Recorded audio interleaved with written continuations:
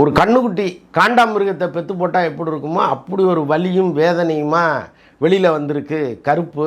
இந்த படத்தினுடைய ரிலீஸ் நேரத்தில் என்னெல்லாம் பிரச்சனைகள் அப்படிங்கிறத நம்ம வலைப்பேச்சில் தொடர்ந்து பேசிகிட்டே இருந்தோம். இந்த படம் வெளிவருவதற்கு ஒரு 10 நாளைக்கு முன்னாடியே கிட்டத்தட்ட ஒரு 60 கோடி ரூபா கடனை எஸ்ஆர் பிரபு அடைக்க வேண்டிய சூழ்நிலையில் இருக்கார்.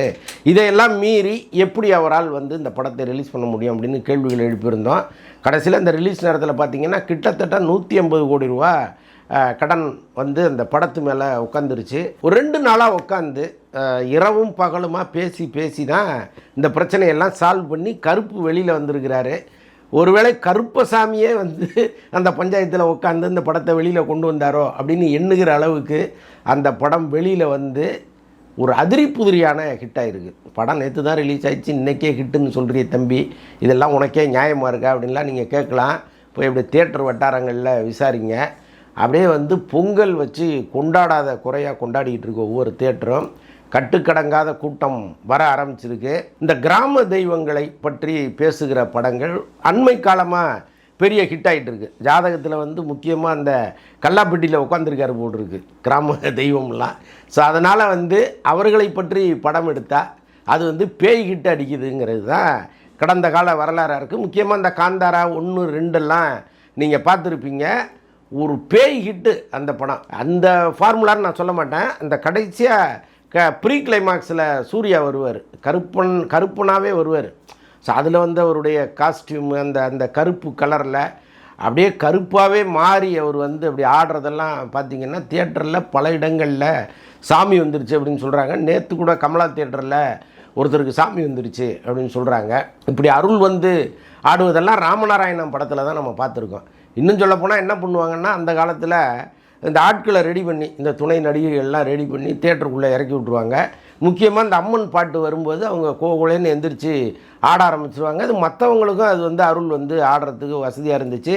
அதை செய்திகளில் வர வச்சு அங்கங்கே அருள் ஆடுறாங்க அப்படின்னு அந்த படத்துக்கு ஒரு பப்ளிசிட்டியை க்ரியேட் பண்ணுவாங்க.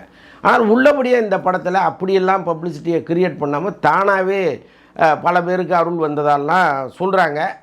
மனிதர்கள் பலவீனமாக இருக்காங்களா அல்லது படம் அந்த அளவுக்கு வீரியமாக இருக்காங்கிறத நீங்கள் போய் தியேட்டரில் பார்த்து முடிவு பண்ணுங்கள். ஆனால் இவ்வளவு பெரிய படத்தை விஜய் பண்ணியிருக்கணுங்கிறது தான் முக்கியமான தகவலாக இருக்குது. இப்போ நான் உங்கள்கிட்ட சொல்ல போகிற தகவலை கேட்டிங்கன்னா நீங்களே கொஞ்சம் ஷாக் ஆவீங்க. ஆர்ஜே பாலாஜி விஜயை சந்தித்து இந்த கதையை தான் அவர்கிட்ட சொன்னார். அதில் கருப்பாக விஜய் இந்த பர்ஃபார்மன்ஸ் யோசிச்சு பாருங்கள். விஜயினுடைய அந்த டான்ஸு கெப்பாசிட்டி ஒரு பக்கம், அவருக்கான இமேஜ் ஒரு பக்கம், அதுக்கப்புறம் அவருக்கான ரசிகர் கூட்டம் ஒரு பக்கம், எல்லாத்தையும் தாண்டி விஜய் அநீதிக்கு எதிராக ஒரு குரல் கொடுத்து அப்படி ஒரு 500 பேரை தூக்கி பந்தாடினாருன்னா அது எப்படி இருக்கும்? ஸோ அப்படி ஒரு கதையை தான் ஆர்ஜே பாலாஜி விஜய்கிட்ட சொல்லியிருக்கிறாரு. விஜய்க்கும் ஓரளவுக்கு ஒரு ஆசை, இந்த படத்தை பண்ணிவிடுவோமே அப்படின்ட்டு. அப்புறம் அவரே பயங்கரமாக அனலைஸ் பண்ணி கடைசியாக சரி ரைட்டு வேண்டாம் அப்படின்னு சொல்லி, இல்லைங்க நீங்கள் வேறு யாராவது வச்சு பண்ணுங்கன்னு சொல்லியிருக்காரு. இல்லைன்னா இந்த கருப்பு விஜயினுடைய கடைசி படமாக இருந்திருக்கும். ஜனநாயகன் வந்திருக்காது, கருப்பு தான் வந்திருக்கும். அதற்கப்புறம் தான் சூர்யாட்ட இந்த கதை போயிருக்கு. ஆக்சுவலாக அந்த கதையை சொல்லும்போதே அந்த வில்லனுக்கான இம்பார்ட்டன்ஸ், ஆக்சுவலாக அந்த லாயராக வரார் இல்லையா ஆர்ஜே பாலாஜி, அந்த கேரக்டருக்கான இம்பார்ட்டன்ஸ் அப்படி தான் இருந்திருக்கு. ஒருவேளை ஆர்ஜே பாலாஜி எஸ்ஆர் பிரபுவும் சூர்யாவை ஏமாற்றிட்டாரோ அப்படின்லாம் சூர்யா ரசிகர்கள் கொந்தளிச்சிட்டு இருக்காங்க. என்ன காரணம்னா, படத்தில் ஒரு 35 நிமிஷம் கழிச்சு தான் சூர்யா வராரு. அது எப்படி ஒரு பெரிய ஆக்ஷன் ஹீரோ எங்கள் தலைவர் அவர் நீங்கள் இவ்வளோ லேட் என்ட்ரி கொடுப்பீங்க படத்தில் அப்படின்லாம் அவங்களுக்கு ஒரு பக்கம் வருத்தம் இருந்தால் கூட, ஒரு 13 வருஷம் கழித்து எங்கள் தலைவருக்கு ஒரு ஹிட்டை கொடுத்தாரு அப்படின்னு ஆர்ஜே பாலாஜி மேலே ஒரு தனிப்பட்ட அன்பும் கூடவே வந்திருக்கு. விமர்சனமும் அந்த பாராட்டும் சேர்ந்தது தானே ஒரு விஷயமா இருக்க முடியும். அப்போ விமர்சனம்னு பார்த்திங்கன்னா சூர்யாவை முழு படத்துலையும் காட்டாமல் அங்கங்கே காட்டியிருக்காரு அப்படிங்கிறது ஒன்று. பாராட்டுங்கிறது இந்த படம் ஹிட் ஆகிடுச்சே அப்படிங்கிறது. சிங்கம் 2 தான் சூர்யாவினுடைய கடைசி ஹிட்டு. அதுக்கப்புறம் அவர் கொடுத்த 2 படமுமே ஓடிடியில் வந்த ஹிட்டு, சூரரை போற்றும் ஜெய்பீமும். கிட்டத்தட்ட ஜெய்பீம் ஜானர் தான் இது. ஆனாலும் இதில் பல வித்தைகளை அள்ளி போட்டு ஆர்ஜே பாலாஜி அவருக்கே உரிய காமெடிகள்லாம் அள்ளி போட்டு பண்ணிட்டாரு. பட்டு இந்த படம் வெளியில் வந்தோடனே எல்லாரும் எதிர்பார்த்த மாதிரி அங்கங்கே அப்படியே வெடிகுண்டுகளை தூக்கி போட ஆரம்பிச்சிட்டாங்க.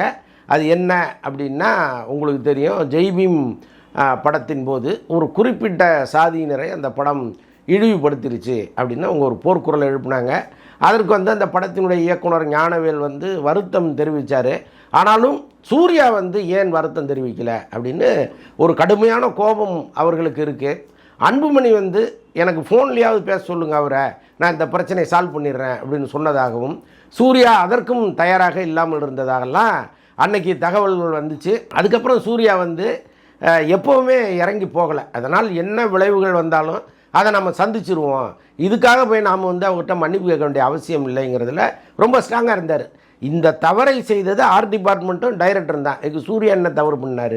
அப்போ சூர்யா எதுக்கு வந்து மன்னிப்பு கேட்கணும்? இது வந்து கிட்டத்தட்ட ஒரு அடக்குமுறையாக இருக்கே, நாம் எதுக்கு அதுக்கு அடங்கணும் அப்படின்னு சொல்லிட்டு அவரும் வீம்பாக இருந்துட்டார். அதனுடைய விளைவாக என்ன நடந்தது அப்படின்னா, அவருடைய படங்கள், சூர்யா படங்கள் வரும்பொழுதெல்லாம் ஒரு பெரும் கூட்டம் வந்து சோசியல் மீடியாவில் இந்த படத்தை அடிக்க ஆரம்பிச்சுது. இன்றைக்கி அவ்வளவு அடி அடித்தும் கருப்பம் வந்து திருப்பி அடிச்சுக்கிட்டு இருக்கான். ஒன்றுமே பண்ண முடியாது உங்களால், இந்த படத்தினுடைய வெற்றியை உங்களால் தடுக்கவே முடியாது அப்படின்னு இந்த படத்தை இன்னும் பூமாக்கிட்டே இருக்கான்.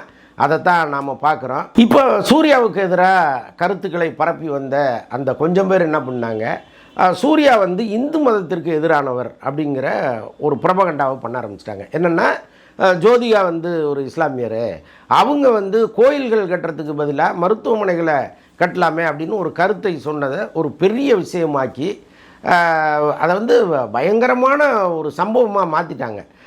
ஜோதிகாவினுடைய படங்கள் கூட இங்கே தனியாக வந்துன்னா ஓட விடாமல் பண்ணணுங்கிற அளவுக்கு அது ரொம்ப மோட்டிவேஷனாக பண்ண ஆரம்பித்தாங்க. ஸோ அப்படி இருக்கும் பொழுது சூர்யா எப்படி தப்பிக்க முடியும்? சூர்யாவும் இஸ்லாமியராக மாறிட்டாருன்னு நடுவில் சில வீடியோஸ்லாம் வெளியிட்டாங்க, பார்த்தா உங்களுக்கு தெரியும். எங்கேயோ ஒரு மசூதியில் வந்து போய் நிற்கிறத காமிச்சு சூர்யா வந்து இஸ்லாமியராக மாறிட்டார் அப்படின்லாம் சொன்னாங்க. ஸோ இப்படிப்பட்ட சூழ்நிலையில் சூர்யா இந்த படத்தை தேர்ந்தெடுத்ததற்கு அதுவும் ஒரு காரணமாக இருந்துச்சு. நான் ஒன்றும் இந்துக்களுடைய விரோதி கிடையாது, இந்து கடவுள்களை கும்பிடாமல் போகிற ஆளும் நான் கிடையாது, இதோ பாரு நான் கிராம தெய்வமாகவே நடிக்கிறேன் அப்படின்னு சொல்லி அவர் நடித்தார். அப்போ அந்த கதையை கேட்கும்போதே நம்ம படத்தில் அங்கங்கே தான் வருவோம், பாதி வந்து வில்லனுக்கு போயிடும்ங்கிறது அவருக்கு நல்லாவே தெரியும். ஸோ அதையெல்லாம் தெரிந்து அவர் இந்த படத்துக்குள்ளே வந்ததுக்கு காரணம் வந்து இப்படி ஒரு பிரச்சாரம் நம்மை பற்றி நடக்குது, அதை உடச்சி நொறுக்கணும் அப்படிங்கிறதுக்காக தான் இந்த படத்துக்குள்ளேயே அவர் வந்தார். ஸோ இப்படிப்பட்ட சூழ்நிலையில் இந்த படம் தொடர்பாக வருகிற நல்ல செய்திகளில் முதல் நல்ல செய்தி என்னென்னா, தயாரிப்பாளருக்கு ஒரு 50 கோடி ரூபா ப்ராஃபிட்டாக வரும் அப்படின்னு சொல்கிறாங்க. அதாவது தியேட்ரிக்கல் ப்ராஃபிட் மட்டும் அவ்வளோ வரும் அப்படின்னு சொல்கிறாங்க. இதை தாண்டி பல்வேறு தளங்கள் இருக்குது. ஸோ அதிலெல்லாம் ஏற்கனவே விற்றுருந்தா கூட அவருடைய ப்ராஃபிட்னு பார்த்திங்கன்னா ஒரு பெரிய தொகை வரும்னு சொல்கிறாங்க. சூர்யாவினுடைய அந்த ஏற்றுக்கொண்ட கடன், எஸ்ஆர் பிரபு ஏற்றுக்கொண்ட கடன், இதெல்லாம் ஒரு பக்கம் பேர்டனாக இருந்தால் கூட அந்த பேர்டனை பெருமளவு குறைச்சிட்டான் கருப்பன். இதில் வந்து பல விமர்சனங்கள் இருக்குது, இசை குறித்தெல்லாம் இருக்குது. எல்லாத்தையும் தாண்டி இந்த படத்தை ஏன் இவ்வளோ கொண்டாடுறாங்க அப்படின்னா, ஆர்ஜே பாலாஜியினுடைய இந்த கடைசி நேரத்து கண்ணீர். ஆக்சுவலாக எப்போவுமே கலகலப்பாக தான் நம்ம அவரை பார்த்துருக்கோம். பயங்கரமாக அரட்டை பேர் வழி, அவர் அரட்டை அடிச்சுட்டே இருப்பார், யாரையாவது வந்து அப்படியே கிள்ளி விட்டுக்கிட்டே இருப்பார். ஸோ அவர் வந்து அந்த காரில் உட்காந்து இந்த படத்தினுடைய பிரச்சனைகளை சொல்லும் பொழுது அப்படியே கரகரன்னு அழுதுட்டார். எல்லாருமே அந்த கண்ணீரை பார்த்து அப்படியே மெல்ட் ஆகிட்டாங்கன்னு தான் சொல்லணும். சூர்யா ரசிகர்கள் ஒரு பக்கம் அழாதீங்க நாங்கள்லாம் இருக்கோம் அப்படின்லாம் தைரியம் கொடுத்ததெல்லாம் நம்ம பார்த்தோம்.